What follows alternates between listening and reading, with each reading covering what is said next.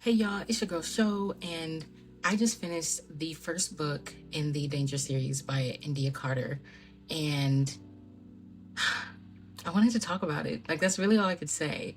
Tempted by Danger, I just have to say, I needed this book.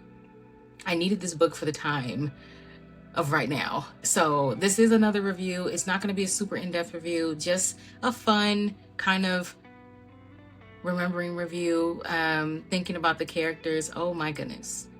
Diamond, and Quincy. Let me tell y'all, I truly don't know what I expected coming to this series. I know this series comes highly praised. And after reading this first book, I really thought this book was fun. It made me feel excited and like I enjoyed it all the way through. Like, it's not a difficult read, it's not a heavy read. It's really just fun. And I think it's fun because of the characters, not the plot, but the characters. The plot is fine. I enjoyed it. You know, the business aspect of it all on both sides of the main characters' families. I think I enjoyed the little plot twists. I definitely really enjoyed what caught me in the beginning was the family conflicts. Kind of just seeing the parents and all the siblings and then figuring out why Diamond was technically even birthed. Definitely so interesting. I cannot wait to read about the other two siblings, the two male siblings at least, because there are two female siblings, Denim, namely, and Demetria. I really just enjoyed, I just can't explain how fun it is. Like, it really just caught me and I needed it. Maybe it's because I have been stressed and high-key just bothered by just anything or even some of the things that I've recently read, but this was a very much needed read for this time. But anyway, let's get into the characters. Quincy. I gotta give Quincy some claps because let me tell you, Miss Q was a fave of mine. Okay, I don't think it's been a while since I've read a book that was like a romance book where I really liked the female main character. Like, to be honest, there were no flaws of Quincy. In my mind, Quincy was perfect. Okay, she was straightforward. She was no hassle. She was fun and exciting and open. She was adventurous. She was, yes, she was emotional sometimes, but the times in the book where she was emotional, where she was kind of crashing out a little bit, it's like I kind of understand because of her age, but also because of their circumstances in the book.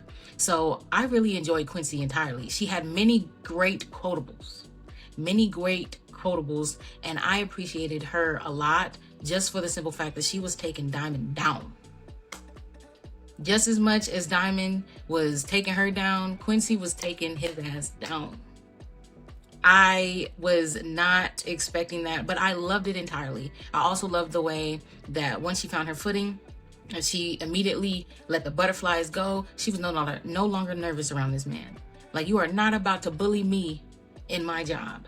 Especially thinking about workplace bullying and harassment, all this stuff. She was like, no, Diamond, Mr. Diamond, actually, no, you're not about to do this shit with me. I'm not about to play these games with you, but here's what we're gonna do. I loved it, okay?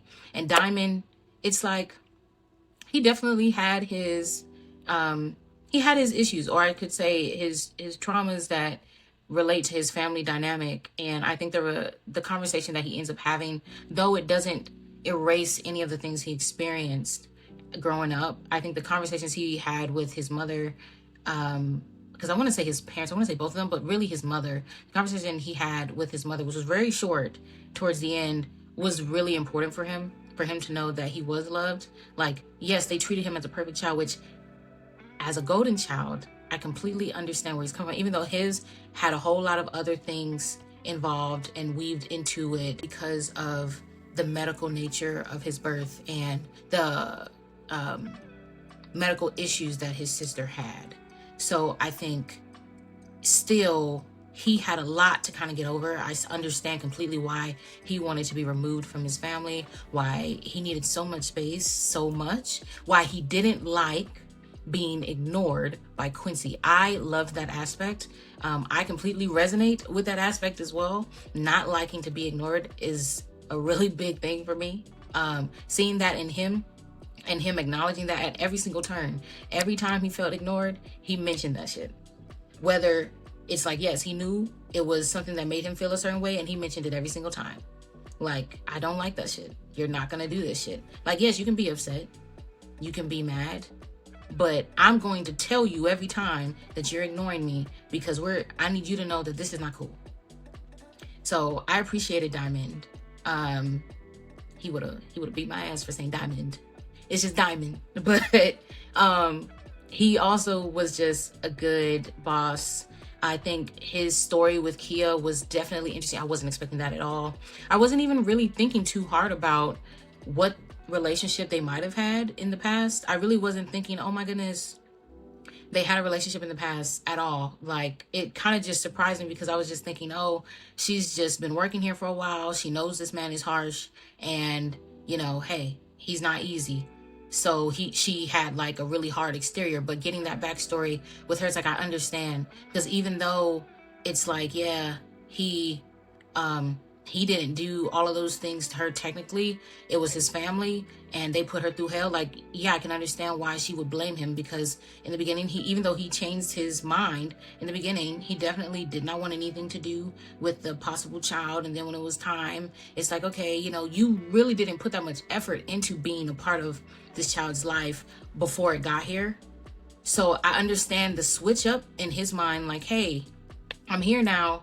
But it's also like, okay, cool, you're here now, but there was so much that was necessary for beforehand, and you were not there.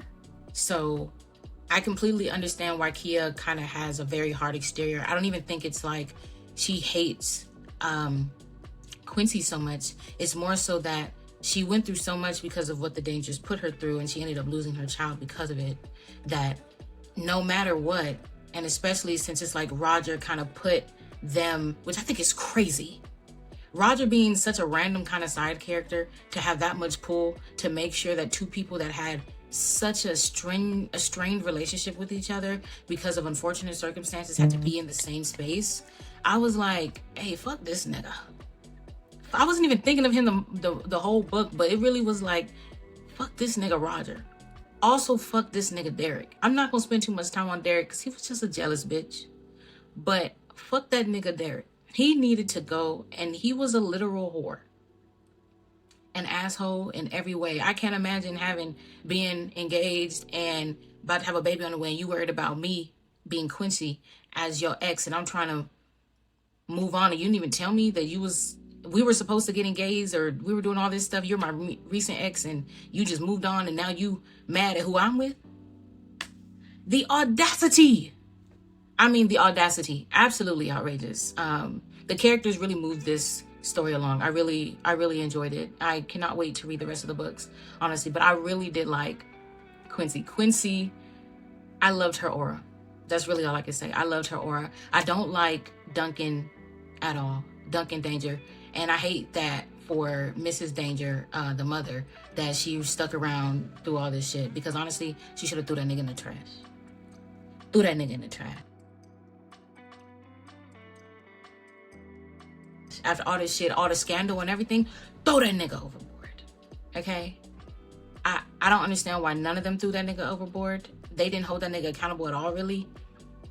I'm talking about the rest of the family. But it's just like, hey, what can you do? But Diamond and Quincy's story was well thought out, well written, nothing too crazy, but very entertaining, very fun for me at least, all the way through, and I'm really glad that I finally got to it. So I cannot wait to read the rest of the books. I've heard a lot about Diesel and Declan, so I am looking forward to reading their books. But I did give this book 5 stars just for how fun it was. It might have been the time, but I really enjoyed this book. Really enjoyed the characters, and I enjoyed the story. So claps, Miss Carter. I can't wait to finish the series, and I will see you guys next time.